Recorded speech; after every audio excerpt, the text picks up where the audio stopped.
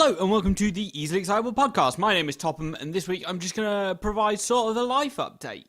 So what's been going on? We're now in October and it's been quite the crazy year. My apartment still hasn't sold, hasn't got finalised, should I say, but I do have a buyer, and so at the moment it's all with the solicitors, so I'm waiting for that to progress.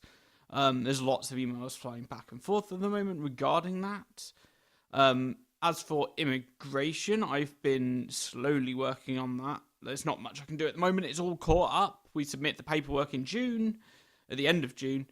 I did some calculations to figure out where and when, I should be expecting to do things like go for an interview and go for a medical test and when we'll get approval and things like that.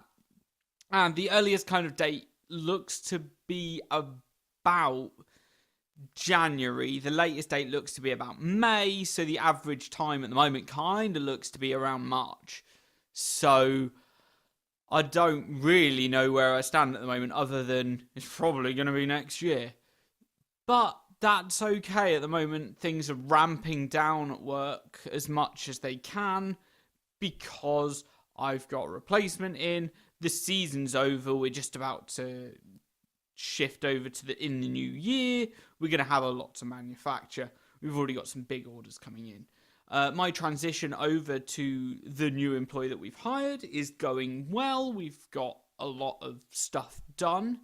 I'm slowly ticking things off that I wanted to get done by the end of the year. So I'm kind of encouraged by the fact that we are working well together to actually get things done. So all in all, I'm really enjoying having someone else to bounce ideas off of and try and get things complete with. And it's working well.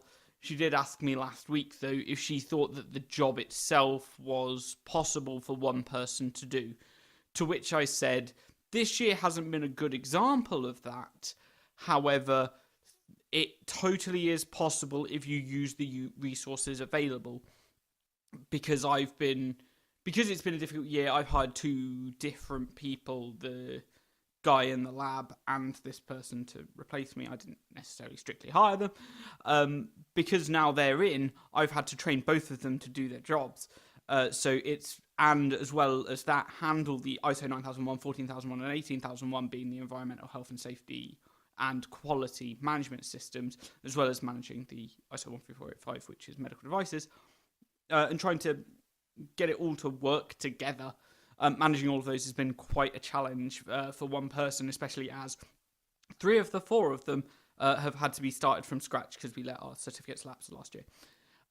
But also in transition to the 2016 standard, the ISO 13485, it's been a bit of a pain. It's been quite challenging to keep everything together. But we are very nearly to the point where we can transition away from the company we're using for the ISO 13485. We have the 9001 and the 14001 set up. We're in a position to transfer to ISO 45001, which replaces OSAS 18001 as health and safety standards. It's all positive stuff that's going on at work, and we're just trying to make sure.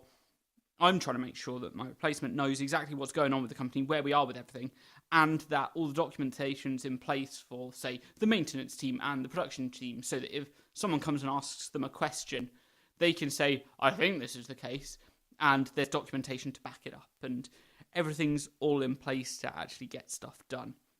I'm kind of in a place where I'm feeling good about my job as much as I'm ready to leave it. I'm looking to leave at the end of the year, but it's all dependent on my apartment getting finalised and sold. I have some ideas towards the end of the year anyway for things that I want to do, but my employees have booked off the last week before Christmas, so there's not much I can do there as for taking time off. However, I do have 10 days of holiday left to book, so I'm kind of up in the air. What do I do with it? But there's some stuff I want to do, but I can't do it without my apartment being sold, so that's kind of tripping me up. My amplifier, we thought the tubes on them were broke, so I replaced the tubes on it, but I then had the same issue occurring where there was a short in one of the tubes. And so my dad and I had a look at it. We thought, this really isn't right. It shouldn't be doing this at this stage, especially when I'd maybe put 20 minutes on the tubes after replacing them and was seeing it happen again, seeing and hearing it happen. So we took the amplifier into Blackstar. They've got it because the amp hasn't been here and like physically able for me to play. I don't really want to play on headphones at the moment when I can create such a good sound with the amp. I've barely played guitar for the last month, and that's kind of like bumming me out, man. Like, I really like playing guitar. I want to play it loud. I've got these cool effects. I've got things I can do with them. I was just starting to get into the realm of like having the amp cranked a little, so I'm getting that distortion come through. And yeah, there's it's just disheartening to like go to your amp and just be like, you don't work, there's nothing I can do. And I wasn't really in the mood to set everything up because I can't have the amp set up to go to the like I can't have all my effects set up to go into my like audio interface and generate the sounds that I really want it to sound like. There's a few bits of equipment that I could probably get to do that, but I can't get, well, obviously they're like, that's extra money I don't have to spend. And I want to get a new amp and guitar anyway, and that's beside the point. But I can't really generate the sound that I want to be generating, and I want to just be able to not wear headphones while playing guitar and just strum, create a massive, massive sound because of the Ocean Machine, and then maybe plug in the tape echo as well and just have a good time with that. I've also been looking into like trying to ship things over to the States and just get all that stuff done because there's so much to like just consider about moving from continent to continent. I'm not feeling daunted about it. I'm just like, I'm encouraged. I'm excited. There's things to do, and I get to go and start a life over there. So that's cool. But yeah, it's a lot to leave behind. And it's like I've got to sell all my stuff. I've got to just sort everything out, and like everything I've got at the moment is clothes and in 4 bags in this room, and that's about it. That's all that I own at the moment. I've got my car, obviously, and my apartment technically doesn't own that, but yeah, things are all right there. And yeah, I need to figure out how to get my guitars over, and that's about it. Yeah, been playing a lot of Path of Exile actually, and that's cool. That's fun. This weekend I've got a party down in Poole, which is like just the other side of Southampton, which is where a bunch of people I knew from uni lived, and they moved along for uni. It's probably been about 5 years since I've seen many of them, and I'm gonna go down there, catch up with them, and it might be the last time that I see them. So, like this weekend might be a bit challenging for me. Who'd have thought?